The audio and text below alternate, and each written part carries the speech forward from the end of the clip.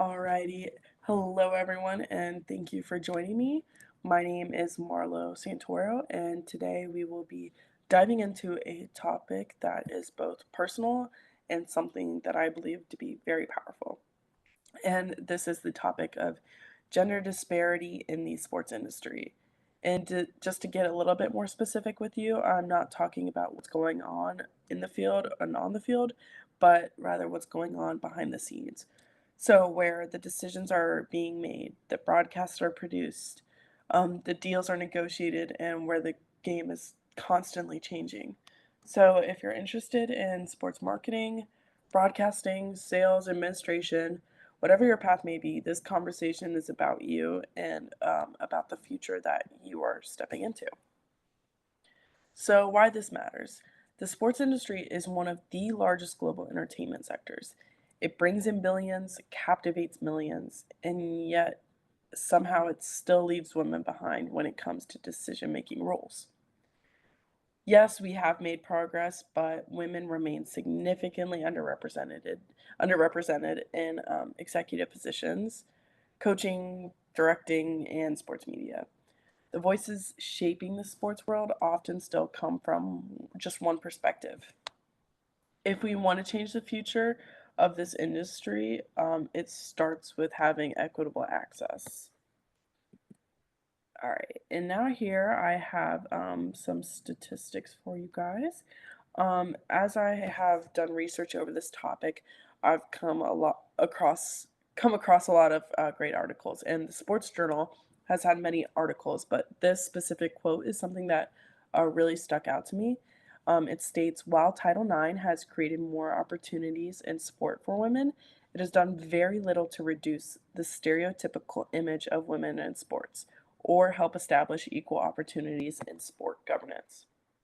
So, right now, less than 15% of athletic director positions at the interscholastic level are held by women.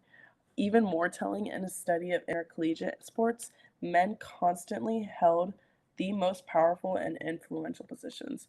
So, this is something that isn't about talent, it's more about access and assumptions.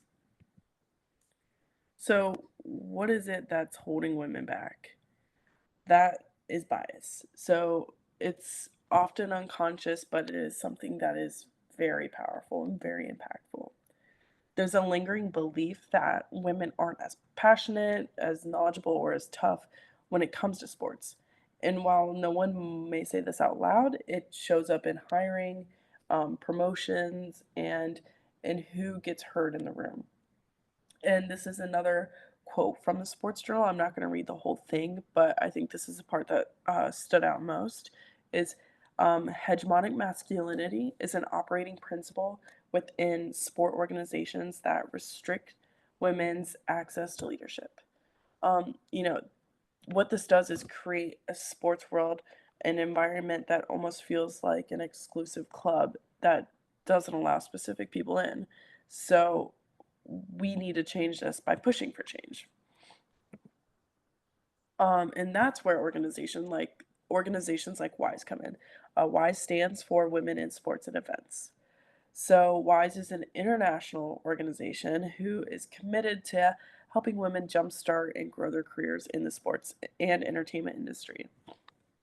They're using social media, digital platforms, events, and mentorship to amplify women's voices. Their Instagram, website, and webinars offer real world tools and real time support. This is what multimodal advocacy looks like. They are meeting women where they are and building bridges to where they want to be. So there's lots of change already happening, and we can see it in the stories of women who are breaking barriers right now. So on your left here, we have Val Ackerman. She's the first president of the WNBA and now commissioner of the Big East Conference. She has been a trailblazer in both professional and collegiate sports. In the middle, we have Van Adams. She's one of the most respected player agents in the game, which is something I'm very interested in. She's negotiated major deals and proven that women belong at the negotiation table. And last but not least, on our right, we have Jean Afterman. She is assistant GM for the New York Yankees, the MLB team. She spent 2 decades making history in one of the most male dominated front offices in sports. These women show us that leadership isn't about gender, it's about talent, your vision, and the way you can persevere. Their success is what is paving the way for us. All right. So their stories are super inspiring, but what about your own story and how do you get it started? So, first and foremost, internships. Internships are something that are essential. Real experience matters, whether it's working game days, shadowing a marketing team, or just assisting in operations such as practice or setting the field up. Internships help you understand the industry from the inside, and it also helps you build some credibility. And then you may be asking, how do I get those internships? Well, most jobs in the sports industry come through connections. So, attending local sporting business events, reaching out to professionals on LinkedIn, joining organizations like WISE, and just going up to people and introducing yourself is super important when it comes to networking. Even one conversation just can lead to a massive opportunity, and say yes to those opportunities, whether they are big or small. Um, you can volunteer for your college's athletic departments, help with small community sports events or big community sports events. These experiences show that you have initiative and can really build up your resume. And then know your value.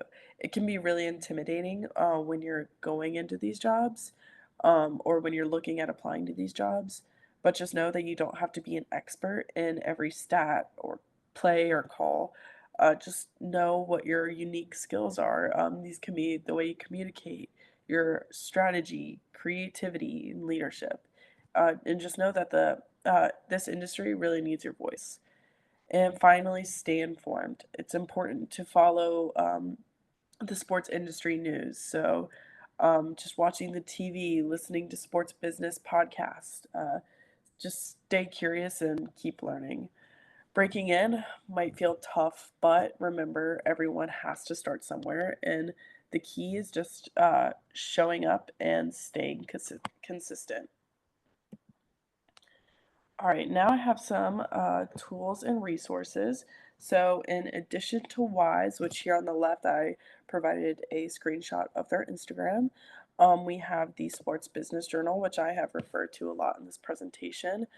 They do great with helping people stay informed on what's going on in the sports world. Women leaders in college sports. This is for education and leadership training.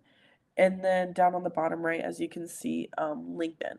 So you can go on LinkedIn and find groups that are focused on women in sports and sports marketing. And this is really great because you can reach out to other women working in the industry and really network. So these aren't just resources, they are roadmaps to your future career. And before I finish up, just let me say that you do belong in the sports industry, not just as a fan or as a player, but in the boardroom, behind the scenes, in production, and in leadership. And it's your voice that matters. Your ideas matter. And the more that you show up, speak up, and support, the faster that there will be change in the game. And then here's my final thoughts. So, sports need more women, not just on the sidelines, but behind the scenes, calling the plays, building strategy, and shaping the future.